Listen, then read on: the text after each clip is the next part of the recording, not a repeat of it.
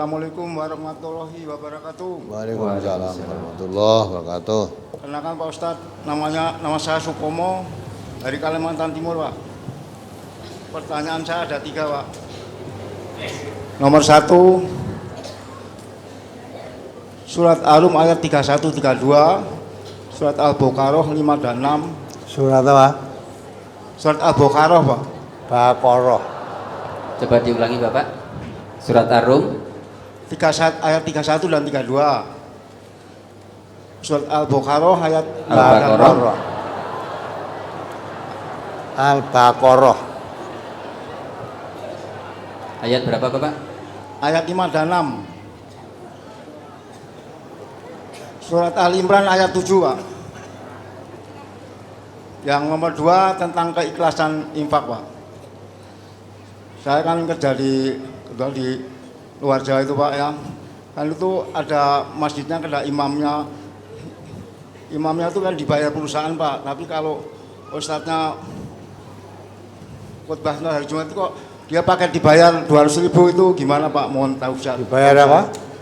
Dibayar setiap khotbah itu dibayar lagi, Pak, yang orang-orang di situ gitu, Pak, dibayar lagi 200.000. Jadi akhirnya infak kita kadang kurang ikhlas gitu gara-gara itu gitu loh, Pak. Nah, masjid perusahaan tuh, Pak, di masjid perusahaan di Kalimantan Timur, Pak. Yang nomor 3, Pak. Ya kan suka kadang malam suka ketiduran, Pak. Ketiduran duduk itu setelah duduk bisa nggak sholat tahajud kalau sudah ketiduran duduk tuh, Pak, gitu, Pak. Mohon tahu usahanya, Pak. Terus jeda antara sholat tahajud dengan sholat subuh tuh berapa jam, Pak, ya jedanya, Pak? Apa? Jedahnya antara kita masih bisa sholat tahajud enggak gitu, Pak, 1 jam sebelum subuh soalnya gitu, Pak. Jam 4 misalkan gitu, Pak. Soalnya kan subuhnya jam 5, Pak.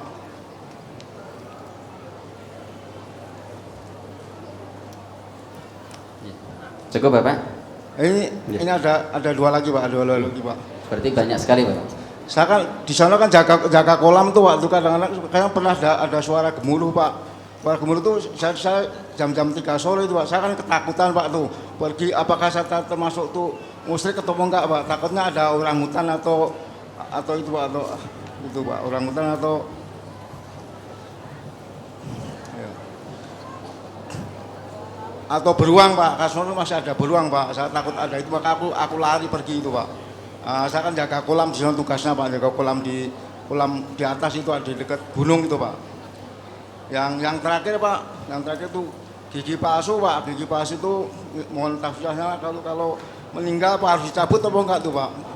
Gigi palsu, Pak. Ya. Terima kasih, Pak, atas tausiahnya sebelumnya, Pak. Assalamualaikum warahmatullahi wabarakatuh. Waalaikumsalam warahmatullahi wabarakatuh. Ya. Coba dibaca ayatnya.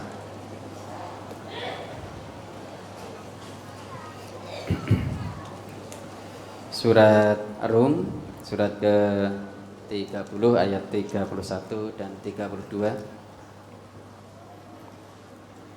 A'udzu billahi minasyaitonir rajim. Munibina ilaihi wattaquhu wa aqimus salata wa la takunu minal musyrikin minal ladzina farraqu dinahum wa kanu syi'a kullu hizbin bima ladaihim farihun. Dan dengan kembali bertaubat kepadanya dan bertakwalah kepadanya serta dirikanlah solat dan janganlah kamu termasuk orang-orang yang mempersekutukan Allah, yaitu orang-orang yang memecah belah agama mereka dan mereka menjadi beberapa golongan. Tiap-tiap golongan merasa bangga dengan apa yang ada pada golongan mereka. Ya. Jadi larangan orang berbuat syirik. Berbuat syirik di sini bukan orang menyembah patung, menyembah kuburan atau menyembah pohon-pohon yang dianggap keramat, bukan itu. Itu ya syirik. Tapi yang di sini syirik yang dimaksud orang yang memecah belah agama Islam yang satu ini, dipecah belah menjadi beberapa golongan, beberapa partai. Tiap-tiap golongan merasa golongannya yang paling baik, ya, yang paling baik. Ya, orang yang menjadikan agama Islam yang satu kemudian menjadi bergolong-golong, terus menganggap golongannya sendiri yang paling baik, yang lain salah, yang lain jelek. Nah, akhirnya fanatisme kepada golongannya itu syirik. Ya. Jangan kamu berlaku syirik. Siapa yang dimaksud berlaku syirik itu? Minalladzina faraqu dinahum wa kanu syi'an. Ya. Dari orang yang memecah belah agamanya. Agama satu dipecah belah, itu merasa bangga dengan golongannya. Nah itu syirik perbuatan itu.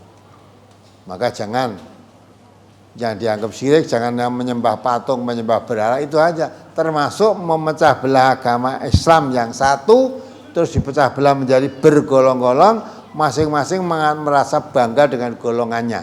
Dah bukan bangga dengan Islamnya, tapi bangga dengan golongannya. Itu syirik. Nah, maka ada dosa begitu. Ya. Itu yang pertama. Misalnya kita orang MTA nih. Menurut Islam ora dikatut ke golongane kok kaya-kaya ora sah. Agama mau Islam MTA. Ada lagi Islam apa lah itu enggak. Islam itu anggo tambahan apa-apa. Karena Allah mengatakan inna dina indallahil Islam, agama insyaallah itu Islam wis titik aja mbok tambahi apa-apa. Kalau Islam tambah apa tambahlah malah baru bukan agama lagi itu.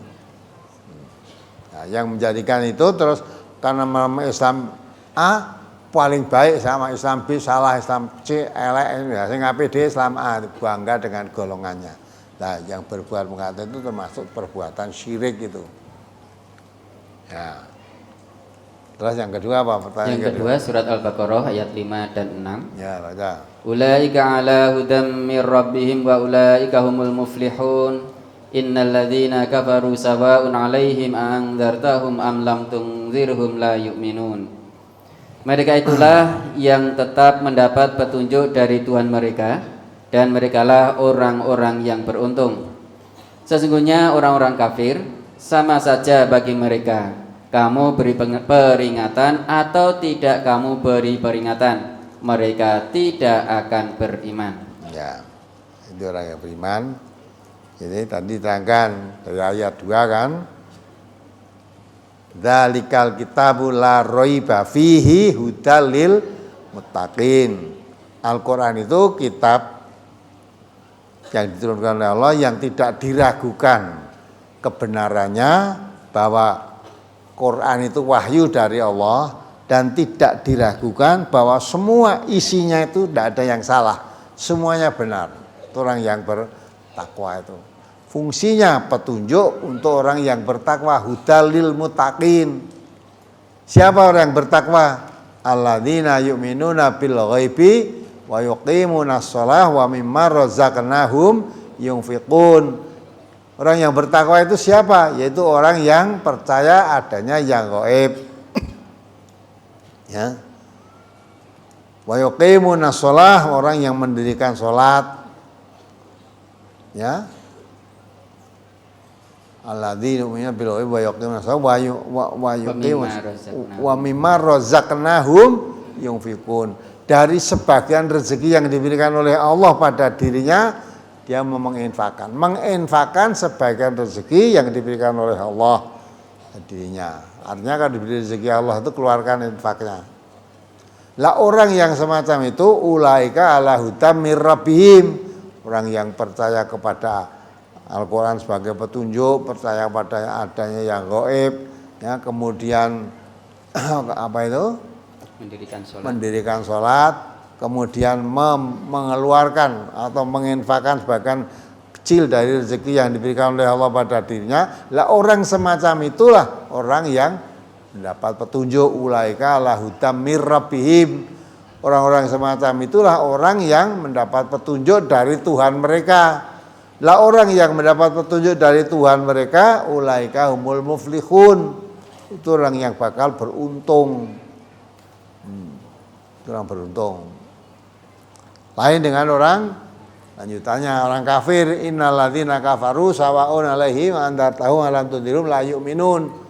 Kalau orang kafir itu diberitahu atau tidak diberitahu, dinasihati atau tidak sama saja. Sama saja bagaimana? Layu minun, sama saja tidak beriman. Mengapa orang kok diberi nasihat atau tidak diberi nasihat tetap tidak beriman? Berarti tetap kafir. Karena apa? Khatamallahu ala qulubihim wa ala samihim wa ala absarihim gisawah. Wa lahum adzabun adzim. Jadi orang kafir diberitahu atau tidak tetap kafir. Nah, dia orang kafir yang diberitahu atau tidak diberitahu sama saja, itu orang kafir yang khatamallahu ala qulubihim, yang Allah menutup hatinya, wa ala samihim menutup pendengarannya, wa ala absarihim menutup penglihatannya. Ya, penglihatannya ada ghisawah, ada tabir yang menghalang penglihatannya. Nah, itulah orang yang semacam itu, ya, yang bakal rugi. Ya, orang kafir semacam itu. Kalau orang yang beriman, iman pada yang gaib, mendirikan sholat, membayarkan rezeki yang diberikan pada dirinya. Nah, itu orang yang beruntung. Itu maksud ayat tadi. Lah orang kafir yang tidak khatamullah, ya kalau begitu orang kafir apa semuanya diberitahu atau tidak? Enggak. Yang diberitahu atau tidak diberitahu tidak berubah itu orang kafir yang keadaannya khatamullah ala qulubihim dan seterusnya tadi. Tapi orang kafir yang mau menggunakan akal sehatnya, ya dia jadi orang yang beriman. Umar bin Khattab itu dulu orang kafir itu. Ya. Khalid bin Walid orang kafir.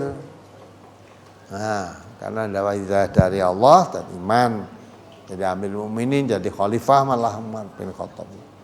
Khalid bin Walid juga begitu, ketika perang Uhud dia masih menjadi panglima tentara kafir memusuhi umat Islam. Dia jadi orang Islam, jadi panglima tentara Islam inti. Nah, ketika kafir itulah, ya, karena dia tidak tertutup matanya, penglihatannya, hatinya, buka dia mau menerima. Bacakan ayat-ayat Quran mau menerima, akhirnya jadi Islam. Nah, begitulah. Terus apa lagi tadi? Surat Al-Imran ayat 7, Ustaz. Ya, dibaca. Huwallazi anzala 'alaikal kitaba minhu ayatun muhkamatun hunna ummul kitabi wa ukharu mutasyabihat fa ammal ladzina fi qulubihim zayghun fayattabi'una ma tashabaha minhu ibtigha'al fitnati wa ibtigha'a ta'wilihi wa ma ya'lamu ta'wilahu illallah warrasikhuna fil ilmi yaquluna amanna bihi kullum min 'indi rabbina wa ma yadhakkaru illa ulul albab.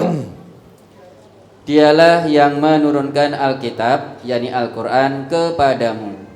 Di antara isinya ada ayat-ayat yang muhkamat. Itulah pokok-pokok isi Al-Quran. Dan yang lain ayat-ayat mutasyabihat.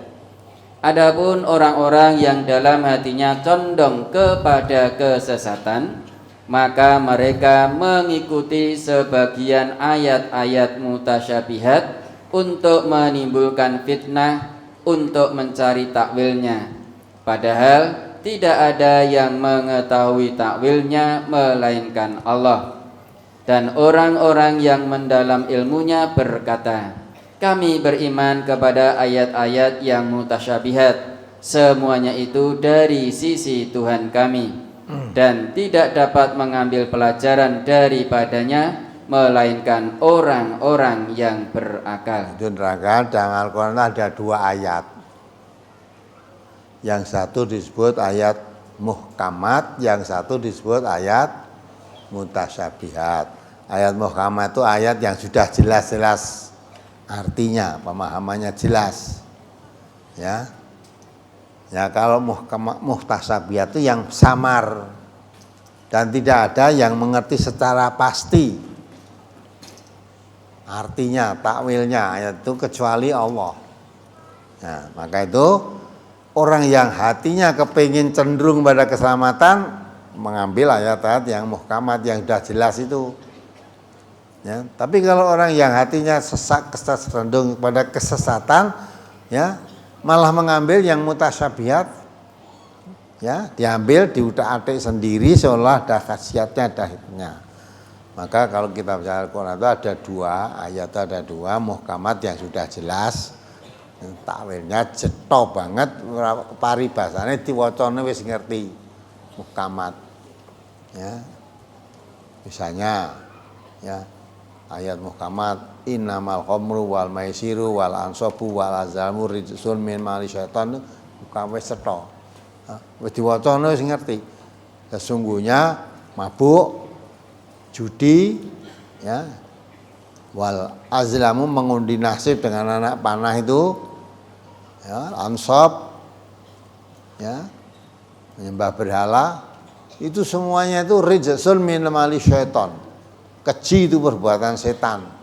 Fastanibuhu, jauhi. Ya, jauhi. Jadi mabuk, judi itu perbuatan setan. Wis cetha, dadi diwacana wis mudeng, wis jelas. Tapi kalau ayat muhkamat samar.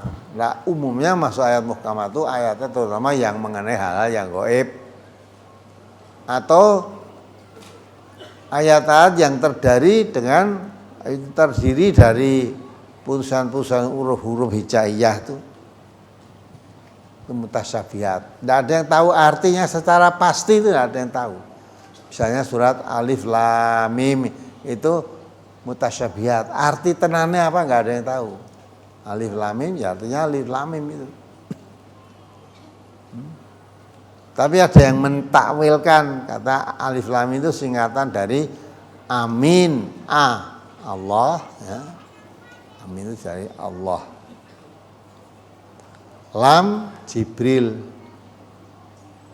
Mim Muhammad, artinya Allah menurunkan kitab suci Al-Quran lewat malaikat Jibril diberikan kepada Nabi Muhammad. Apa yang ngono tenan? Ya. Nah, saya nek nun apa tegese? Ada lagi ayat sing shot gitu ada. Ya. Ana meneh sing kaf ha ya ain shot. Apa tegese kuwi? Nah, maka ayat yang semacam itu termasuk ayat mutasyabihat yang tidak tahu secara pasti apa artinya. Tapi orang-orang yang hatinya cenderung kesesatan tidak mau mengambil ayat yang sudah jelas, malah mengambil ayat yang mutasyabihat itu tadi. Dia otak-atik dhewe. Ya. Pernah meguru saya, diajari ayat mutasyabihat kuwi. Ya. Itu diajari oleh guru.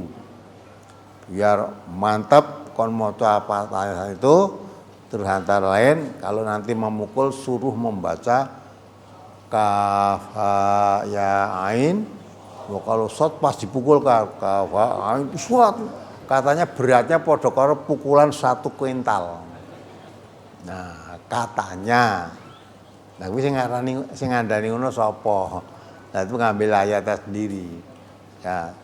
Terus tinggal haji, tinggal kasekten, nah itu ya, itu cenderung kepada kesesatan. Tidak ada yang tahu ayat mutasyabihat itu arti yang sebenarnya nggak ada yang tahu kecuali Allah yang tahu. Maka ayat itu menerangkan. Jadi dalam Al-Quran ada 2 ayat, arti 1 ayat muhkamat yang sudah jelas artinya, 2 ayat mutasyabihat yang artinya masih samar, tidak ada yang tahu secara pasti. Nah, itu maksudnya. Apalagi tadi? Seorang imam di suatu masjid perusahaan sudah mendapatkan honor dari perusahaan, tapi ketika berkhutbah masih diberi uang 200.000 dari uang infak. Ini bagaimana, Ustaz? Jadi tampung udah nonton kuwi kok. Lah sekarang apa yang kamu tanyakan? Kalau memang jadi imam, jadi dakwah yang dituju kuwi ya entuke kuwi. Tidak dapat pahala kan? Kalau kamu berdakwah menurut Allah Subhanahu wa taala pesan kepada nabinya Muhammad sallallahu alaihi wasallam, pesan kepada beliau. Qul La as'alukum alaihi ajron. Katakan Muhammad, saya tidak minta upah apapun tentang dakwahku ini. Di dakwahnya jangan njaluk upah apa-apa. Illal mawaddatan fil qurba. Kecuali hanya mengharapkan timbulnya rasa kasih sayang. Kalau mengharapkan upahnya in ajriya ila ala rabbil alamin. Saya hanya mengharapkan upahnya itu dari Allah. Ya. Jadi jangan kalau kita berdakwah kok ngarep-arep amplop iki wes. Ya entuk amplop kuwi. Ya. Tapi kalau dakwahnya kamu mengharapkan pahala dari Allah, nanti dapatnya dari Allah, balasan dari Allah. Itu.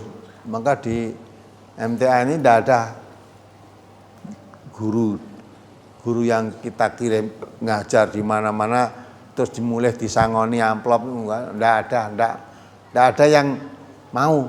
Kalau ada yang mau begitu tak pecat jadi guru daerah. Serasa jadi guru MTA mau golek duit ora entuk ganjaran. Dan kalau kamu ngajar hanya tujuanmu itu mesti ora bakal dadi. Wes wae mulang pengajian yang di ora dadi wis kok. Tau golekmu duit. Ya. Kok nek dilah di sini saya diberi uang banyak. Sesuk diundang untuk si ceramah sana sithik wes tak titeni nek ngantek ngundang meneh dilalah undangane bareng sing tak golek sing keh mau. Walaupun mungkin sing ngundang dhisik kono. Dhisik kono ning tak titeni ya dhisik mung nyangoni selawe kok. Lah ning kene rak 200 wae. Bane tak ijolke golek. Nah, itu tujuannya memang cari duit. Lah kalau kamu dakwah mencari duit walaupun ketika awal wah dakwahmu yang mengunjungi banyak ning ora enek apa-apane ora dadi. Ya, nanti sing ngopahi wis ora betah, kesel bubar. Ya, depen di ning kono di kayak amplop kok saiki ora. Ya, saiki ora terus disudo. Nah, itu dah wis kapok. Maka dakwah di MTA itu guru yang kita kirim di seluruh Indonesia enggak ada yang dapat amplopan. Karena tujuan dakwah itu katakan Muhammad, Allah pesan kepada nabinya, saya dakwah ini tidak minta upah apapun dari kamu. Yang saya harapkan upah itu hanya dari Allah. In ajriya illa ala rabbil alamin. Yang saya harapkan upah hanya dari Allah, Tuhan semesta alam. Nah kalau yang kamu harapkan itu dari Allah, pasti jalan lancar, lantek, tidak bisa terhambat karena apapun. Nah itu antara lain. Maka itulah pentingnya dakwah itu. Ya maka pengajian kalau sing digoleki amplop apa meneh ya amplope cek diurunke kuwi. Ya. Diubengke tampah dari urunan gue bayar mubaleke. Ya ta? Dilalah lali ora diubengke. Sarep mulih ora dikek amplop bola-bali pamit wae. Pamit wae baline alasane Pak. Jane mong arep ngomong terus terang amplope mau urung. Ora tegel. Ora tegel akhirnya nah, pamit bola-bali ki mau. Ya maka jangan sampai kita tujuannya kita hanya mengharap ridhonya Allah. Nah, itu.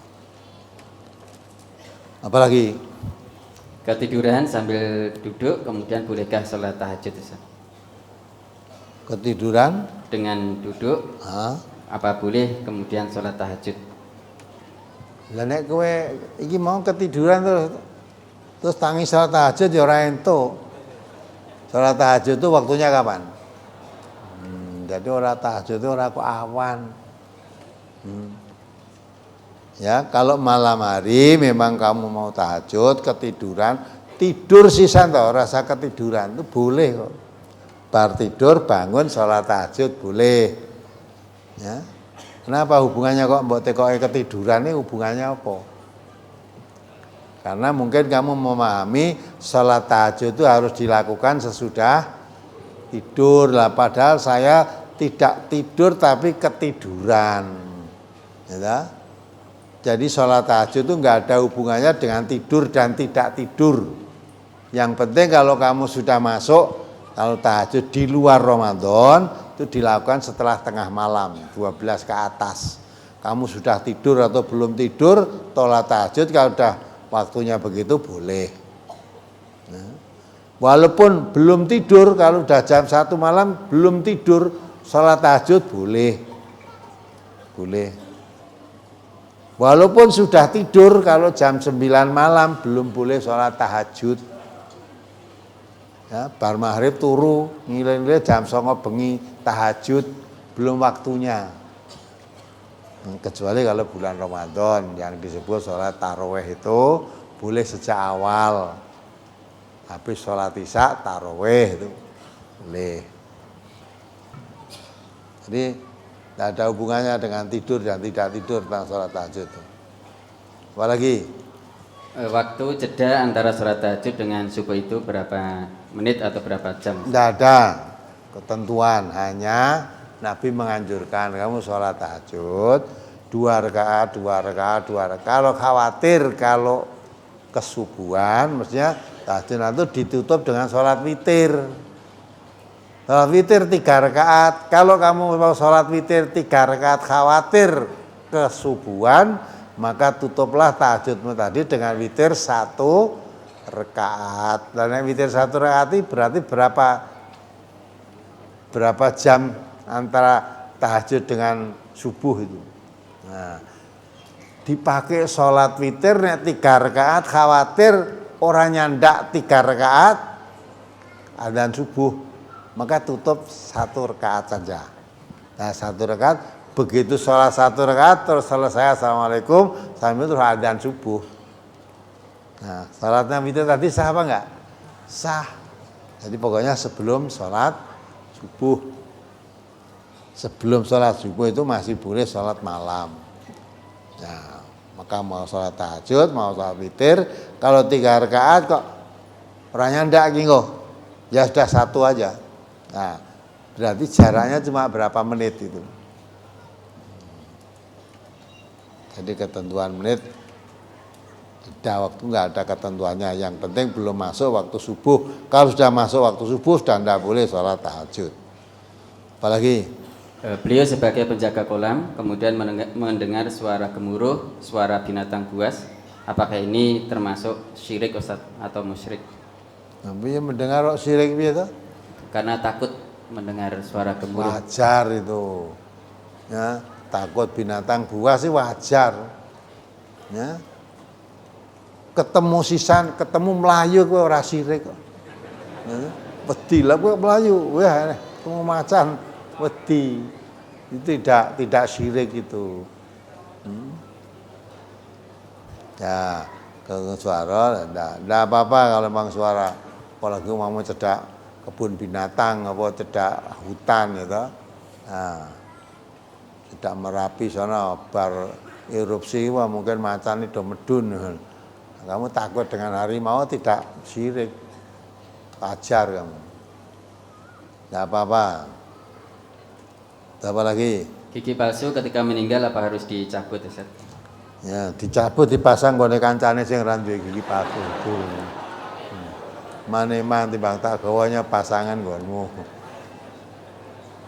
Tidak, ndak usah dicabut. Wis kan dipendem sak begitu ya. Ndak apa-apa. Gigi palsu meninggal ndak usah dicabut. Nah, lah gigi emas cabut apa ora? Mane-mane ora dicabut, Mas didol mau kok. Ya, jadi ora kok. Ya, karena dicabuti karena emasnya itu berharga. Sekarang emas 1 gram berapa? Timbang dipendem wis dijikok wae. Ya, kedepan masih emas palsu ya. Ya, jadi enggak ada keharusan gigi palsu harus dicabut enggak.